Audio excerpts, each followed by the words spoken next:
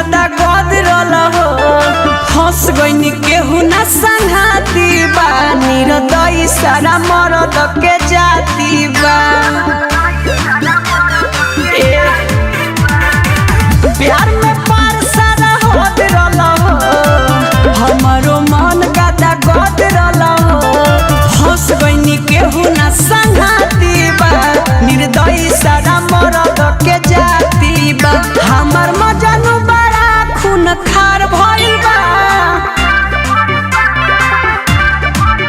हमर मजनू बड़ा खून खार भइल बा एही कारण ढोढ़ी पे एफआईआर भइल बा बड़ा रिस्की ओपर हथियार भइल बा एही कारण ढोढ़ी पे एफआईआर भइल बा एही कारण ढोढ़ी पे एफआईआर भइल बा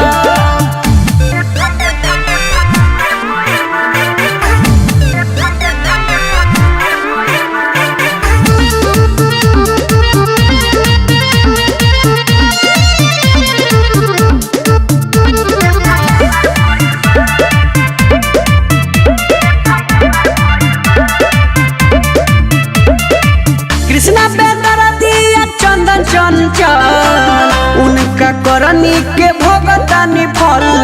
अब नहीं करे के मन करता बाकी का करी देह गाना गन करता